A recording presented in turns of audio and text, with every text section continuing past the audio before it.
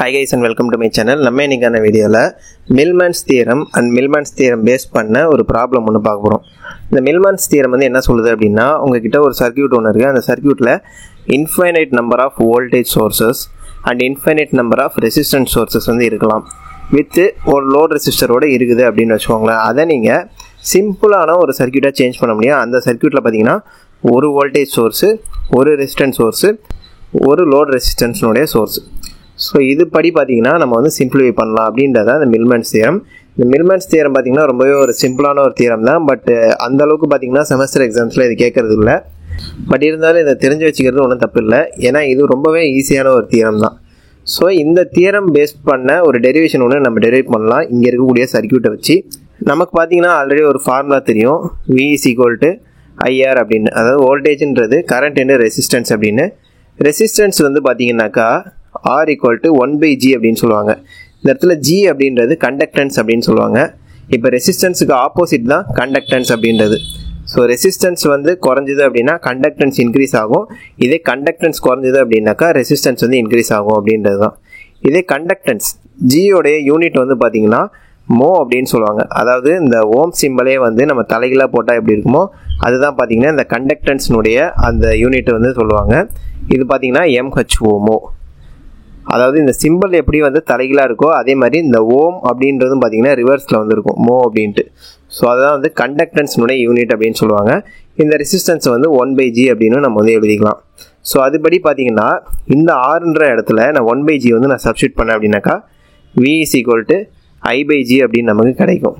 But இதில் பார்த்தீங்கன்னா நம்மக்கிட்ட infinite voltage sources, infinite resistance sources வந்து இருக்குது. ஸோ இன்ஃபைனைட் வோல்டேஜ் சோர்ஸஸ் இருந்தது, இன்ஃபைனைட் ரெசிஸ்டன்ஸ் சோர்ஸும் இருக்குது அப்படின்னாக்கா நமக்கான கரண்ட் சோர்ஸஸும் பார்த்தீங்கன்னா இன்ஃபைனைட்டாக தான் இருக்கும். ஸோ அதனால் இந்த ஒரு ஈக்குவேஷனை நான் எப்படி எழுதிக்கிறேன் அப்படின்னாக்கா V = இந்த இடத்துல பார்த்தீங்கன்னா V1, V2, V3 அதுக்கப்புறம் Vn அப்படின்றது இருக்குது. ஸோ அதனால் I1 + I2 + I3 and so on + IN. ஏன்னா கரண்ட் சோர்ஸஸும் பார்த்தீங்கன்னா இன்ஃபைனைட்டாக தான் இருக்கும். ஹோல் டிவைடட் பை ஜின்றது கண்டக்டன்ஸ் அப்படின்னு நான் சொல்லியிருந்தேன். எப்படி ரெசிஸ்டன்ஸ் வந்து நமக்கு இன்ஃபைனைட்டாக இருக்கோ அதே மாதிரி கண்டக்டன்ஸும் பார்த்தீங்கன்னா நமக்கு வந்து இன்ஃபைனைட்டாக தான் இருக்கும். ஸோ அதனால் G1 + G2 + G3 and so on Gn வரைக்கும் பார்த்தீங்கன்னா நம்மக்கிட்ட அந்த வேல்யூஸ் வந்து இருக்கும். ஸோ இப்படி இருக்கிற அந்த I/G அப்படின்ற இந்த ஈக்குவேஷன் பார்த்தீங்கன்னா நான் அந்த சர்க்யூட்டுக்கு தகுந்த மாதிரி வந்து எக்ஸ்பேண்ட் பண்ணி எழுதியிருக்கிறேன். ஸோ இது பார்த்தீங்கன்னா ஃபர்ஸ்ட் திங். இந்த இடத்துல பார்த்தீங்கன்னா V = I/G அப்படின்னு நம்ம எழுதியிருக்கோம். இதுலேருந்து பார்த்தீங்கன்னா கரண்ட்னுடைய வேல்யூவை நம்ம டிட்டர்மைன் பண்ணலாம். அப்படி டிட்டர்மைன் பண்ணோம்னாக்கா I எங்கே வச்சுட்டு இந்த Gயை கிராஸ் மல்டிப்ளை பண்ணோம் அப்படின்னாக்கா I = V × G. அதாவது கரண்ட்டுன்றது பார்த்தீங்கன்னா வோல்டேஜ் இன்ட்டு கண்டக்டன்ஸ் தான் வந்து கரண்ட் அப்படின்றது நமக்கு கிடைக்குது. ஸோ இந்த இருக்குல்ல இதை வந்து பார்த்தீங்கன்னா நம்ம வந்து இந்த இடத்துல சப்ஸ்டியூட் பண்ண போகிறோம். இந்த இடத்துல ஐன்னு இருக்கோ அந்த இடத்துல VG அப்படின்னு நம்ம சப்ஸ்டியூட் பண்ணுறோம். அப்படி சப்ஸ்டியூட் பண்ணோம் அப்படின்னாக்கா therefore V = இந்த இடத்துல I1 இருக்கிறதுனால V1 G1 ப்ளஸ் I2க்கு பதிலாக V2 G2, I3க்கு பதிலாக V3 G3 and so on. INக்கு பதிலாக பார்த்தீங்கன்னா VN Gn whole divided by G1 plus G2 plus G3 and so on Gn அப்படின்றது பார்த்தீங்கன்னா நமக்கு ஃபைனல் ஃபார்முலா வந்து கிடைக்கும். ஸோ இதுதான் பார்த்தீங்கன்னா மில்மன்ஸ் தியரமில் வோல்டேஜை கண்டுபிடிக்கிறதுக்கான ஒரு ஃபார்முலா. நம்ம இந்த மில்மன்ஸ் தியரமில் நம்ம பார்க்க போகிற ப்ராப்ளம் வந்து பார்த்தீங்கன்னா இந்த ஃபார்முலாவை பேஸ் பண்ணி தான் நம்ம இந்த ப்ராப்ளமே வந்து பார்க்க போகிறோம். ஸோ அதனால் நமக்கு வந்து வோல்டேஜ் கண்டுபிடிக்கணும் அப்படின்னாக்கா அந்த பிரான்ச்சில் இருக்கக்கூடிய இண்டிவிஜுவல் வோல்டேஜஸும் இண்டிவிஜுவல் கண்டக்டன்ஸும் நமக்கு வந்து தெரியணும். ஸோ அப்படி தெரிஞ்சுது அப்படின்னாக்கா நம்ம வந்து இந்த வோல்டேஜ் வேல்யூயை கண்டுபிடிக்கலாம். ஸோ V1 தெரியணும், அப்புறம் G1 தெரியணும், அதே மாதிரி V2 G2 நம்மக்கிட்ட எவ்வளோ வோல்டேஜ் சோர்ஸஸ் கொடுத்துருக்காங்களோ அதுபடி பார்த்தீங்கன்னா நமக்கு அந்த வேல்யூஸ்லாம் தெரிஞ்சுது அப்படின்னாக்கா நம்ம இந்த வோல்டேஜ் வேல்யூவை ஈஸியாக கண்டுபிடிக்கலாம். இதை பேஸ் பண்ண ஒரு ப்ராப்ளம் ஒன்று நம்ம பார்க்கலாம். Using Millman's theorem find the current through RL and also find the voltage across load resistor. அதாவது இந்த இடத்துல ஒரு லோட் ரெசிஸ்டர் ஒன்று கொடுத்துருக்குறாங்க. இந்த லோட் ரெசிஸ்டருக்கு போகக்கூடிய வோல்டேஜ் எவ்வளோ, அதாவது VL என்ன, அதே மாதிரி இந்த லோட் ரெசிஸ்டருக்கு போகக்கூடிய கரண்ட்டோட வேல்யூ என்ன, IL வந்து என்ன அப்படின்றது கேட்டிருக்காங்க. இந்த ரெண்டு வேல்யூஸையும் நீங்கள் மில்மன்ஸ் தியரம் யூஸ் பண்ணி கண்டுபிடிங்க அப்படின்னு சொல்லியிருக்கிறாங்க. நான் ஆல்ரெடி வந்து இதுக்கான ஃபார்முலா வந்து சொல்லியிருந்தேன். நம்ம ஆல்ரெடி டிரைவ் பண்ணியிருந்தோம். இதில் வந்து லாஸ்ட் ஈக்குவேஷனாக Vயோடைய வேல்யூ வந்து பார்த்தீங்கன்னாக்கா இந்த மாதிரி வந்து ஃபார்முலா நம்ம டிரைவ் பண்ணியிருந்தோம். நமக்கு வந்து பார்த்தீங்கன்னா டோட்டலாக 3 வோல்டேஜ் சோர்ஸஸ் 3 ரெசிஸ்டன்ஸ் சோர்ஸஸ் வந்து கொடுத்துருக்காங்க. ஸோ அதனால் நமக்கு கரண்ட்னுடைய வேல்யூ பார்த்தீங்கன்னா I1 I2 I3 வரைக்கும் தான் இருக்கும். ஸோ அதனால் இந்த வேல்யூவை நான் எப்படி எழுதிக்கிறேன் அப்படின்னாக்கா V is equal to V1 G1 plus V2 G2 plus V3 G3 whole divided by G1 plus G2 plus G3 அப்படின்னு நான் எழுதிக்கிறேன். இப்போ இந்த இடத்துல பார்த்தீங்கன்னா நமக்கு n number of voltage sources வந்து இல்லை. ஸோ அதனால் 3 வரைக்கும் தான் இருக்குன்றதுனால V3 G3 வரைக்கும் நான் எழுதிக்கிறேன். இப்போ இதில் நமக்கு V1 வந்து ஆல்ரெடி இந்த இடத்துல தெரியும் 4 வோல்ட்டு, V2 பார்த்தீங்கன்னாக்கா 10 வோல்ட் அப்படின்னு இருக்குது, V3 பார்த்தீங்கன்னாக்கா 2 வோல்ட் அப்படின்றது இருக்குது. பட் இதில் இருக்கிற G1 G2 G3 இதெல்லாம் வந்து பார்த்தீங்கன்னா நமக்கு என்னன்றதே நமக்கு தெரியாது. ஸோ இதை வந்து நம்ம ஃபைன் பண்ணணும். ஃபைன் பண்ணுறதுக்கு பார்த்தீங்கன்னா நான் ஆல்ரெடி சொல்லியிருந்தேன், கண்டக்டன்ஸ் வந்து பார்த்தீங்கன்னாக்கா ரெசிஸ்டன்ஸுக்கு ரெசிப்ரோக்கல். அதனால் G1 அப்படின்றது பார்த்தீங்கன்னாக்கா 1/R1 அப்படின்றது நமக்கு சொல்லலாம். ஸோ அதனால் 1/4, ஏன்னா இந்த இடத்துல R1 உடைய வேல்யூ 4 ohms. ஸோ இது நீங்கள் 1/4ன்னு போட்டிங்கன்னா 0.25 mho அப்படின்னு நம்ம எழுதணும். ஏன்னா நம்ம கண்டுபிடிக்கிறது வந்து கண்டக்டன்ஸ். ஸோ கண்டக்டன்ஸ்னுடைய யூனிட் பார்த்தீங்கன்னா mho அப்படின்றது சொல்லுவாங்க. இப்போ அதே மாதிரி G2 வந்து நம்ம கண்டுபிடிக்கணும். G2 is equal to 1/R2 is equal to R2வும் பார்த்தீங்கன்னா நமக்கு 4 ohm, அதே மாதிரி R3யும் பார்த்தீங்கன்னா நமக்கு 4 ohm தான். ஸோ அதனால் 1/4 is equal to 0.25 தான் நமக்கு இதுக்குமே கிடைக்கும். அதே மாதிரி G3னுடைய வேல்யூவும் பார்த்தீங்கன்னாக்கா நமக்கு அதே சேம் வேல்யூ தான் கிடைக்கும்.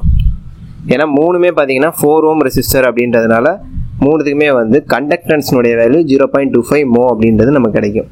ஸோ இப்போ கண்டுபிடிச்ச இந்த வேல்யூஸ் எல்லாத்தையும் எடுத்து இந்த ஃபார்முலாவில் நம்ம சப்ஸ்டியூட் பண்ணலாம். அப்படி சப்ஸ்டியூட் பண்ணோம் அப்படின்னாக்கா நமக்கு இந்த இடத்துல நீங்கள் நல்லா நோட் பண்ண வேண்டியது V1 பார்த்தீங்கன்னாக்கா நமக்கு கிளாக் வைஸ் டைரக்ஷனில் நம்ம இந்த லூப்பை எடுத்துக்கிட்டோம்னு வச்சுக்கோங்களேன், ப்ளஸ்லேருந்து மைனஸாக மாறிடுது. ஸோ அதனால் இந்த வோல்டேஜ் சோர்ஸ் பார்த்தீங்கன்னா -4 வோல்ட் அப்படின்னு நம்ம எடுத்துக்கணும்.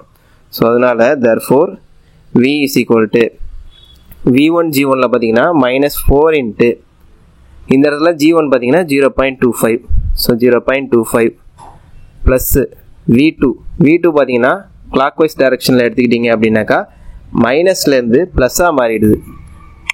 ஸோ அதனால் இந்த 10 வோல்ட் வந்து பார்த்தீங்கன்னாக்கா ப்ளஸ் 10 வோல்ட்டு. ஸோ அதனால் 10 into G2ஓட வேல்யூ 0.25 ப்ளஸ்ஸு V3 பார்த்தீங்கன்னாக்கா கிளாக் வைஸில் எடுத்துக்கிட்டீங்க அப்படின்னாக்கா ப்ளஸ்லேருந்து மைனஸாக மாறிடுது. ஸோ அதனால் -2 அப்படின்றது நம்ம கிடைக்கும். -2 into 0.25 whole divide by G1 plus G2 plus G3ன்றதுனால 0.25 plus 0.25 plus 0.25 அப்படின்றது நமக்கு கிடைக்கும். ஸோ இதை நம்ம சிம்பிளிஃபை பண்ணோம் அப்படின்னாக்கா நமக்கான ஆன்சர் வந்து voltage is equal to 1.33 volt அப்படின்றது நமக்கு கிடைக்கும். இப்போ இந்த சர்க்கியூட் வந்து எப்படி சிம்பிளிஃபைடாக சேஞ்ச் ஆகிடுச்சு அப்படின்னா இந்த இடத்துல வந்து ஒரு ரெசிஸ்டன்ஸ் சோர்ஸு அண்ட் இந்த இடத்துல பார்த்தீங்கன்னாக்கா ஒரு வோல்டேஜ் சோர்ஸு அண்ட் இந்த இடத்துல பார்த்தீங்கன்னாக்கா ஒரு லோட் ரெசிஸ்டன்ஸு RL அப்படின்றது நமக்கு கொஸ்டினில் வந்து ஆல்ரெடி 10 ohm அப்படின்றது கொடுத்துருந்தாங்க. இந்த ரெசிஸ்டன்ஸ் சோர்ஸ் நம்ம என்ன கண்டுபிடிக்கல, இந்த வோல்டேஜ் சோர்ஸை நம்ம வந்து 1.33 வோல்ட் அப்படின்றது கண்டுபிடிச்சிருக்கோம். இதை நம்ம கண்டுபிடிக்கணும் அப்படின்னாக்கா என்ன பண்ணணும் அப்படின்னாக்கா நம்ம வந்து G1 G2 G3 நம்ம ஆல்ரெடி கண்டுபிடிச்சிருந்தோம்ல, மூணுமே பார்த்தீங்கன்னாக்கா 0.25 அப்படின்றது. ஸோ இந்த ரெசிஸ்டன்ஸ் கண்டுபிடிக்கணுனாக்கா இது மூணுத்தையும் ஆட் பண்ணி ரெசிப்ரோக்கல் பண்ணோம் அப்படின்னாக்கா நமக்கு வந்து கிடைச்சிரும். So R is equal to 1/G1 plus G2 plus G3 அப்படின்றது நமக்கு இருக்கும்.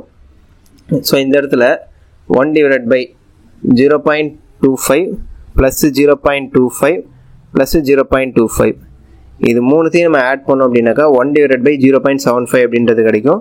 ஸோ therefore ரெசிஸ்டன்ஸை வந்து நீங்கள் சிம்பிளிஃபை பண்ணிங்க அப்படின்னாக்கா இதுக்குமே வந்து 1.33 ohm அப்படின்றது நமக்கு கிடைக்கும். ஸோ இந்த 1.33ன்றதையும் நான் இந்த இடத்துல எழுதிக்கிறேன், 1.33 ohm அப்படின்றது. இப்போ நம்ம சர்க்கியூட்டை சிம்பிளிஃபை பண்ணியாச்சு. பட் நம்ம கொஸ்டினில் கேட்டது என்னென்னா இந்த லோட் ரெசிஸ்டன்ஸில் போகக்கூடிய வோல்டேஜ் கரண்ட்டு இதை மட்டும்தான் அவங்க வந்து கேட்டிருக்கிறாங்க. ஸோ அதனால் நம்ம கண்டுபிடிக்க வேண்டியது இந்த இடத்துல இருக்கக்கூடிய VL, அதே மாதிரி இந்த இடத்துல இருக்கக்கூடிய IL, இது ரெண்டையும் வந்து நம்ம இப்போ கண்டுபிடிக்கணும். இப்போ ஐயோட ஃபார்முலா என்னன்னாக்கா V/R அப்படின்றது. So IL is equal to V divided by ஆருக்கு பதிலாக பார்த்தீங்கன்னா இந்த இடத்துல மொத்தம் 2 ரெசிஸ்டன்ஸ் இருக்குது. இது வந்து நார்மல் ரெசிஸ்டன்ஸ், அதாவது டோட்டல் ஈக்குவலன்ட் ரெசிஸ்டன்ஸு. இந்த இடத்துல பார்த்தீங்கன்னா லோட் ரெசிஸ்டன்ஸ், ரெண்டுமே சீரீஸில் இருக்கிறதுனால R plus RL அப்படின்னு எழுதிக்கிறேன். ஏன்னா சீரீஸில் தான் நம்ம ஆட் பண்ணிக்கலாம். ஸோ நம்ம ஆல்ரெடி கண்டுபிடிச்ச வோல்டேஜ் பார்த்தீங்கன்னா 1.33 அப்படின்றது. So 1.33 divided by R plus RL அப்படின்றப்ப 1.33 ப்ளஸ் 10 அப்படின்றது நமக்கு கிடைக்கும்.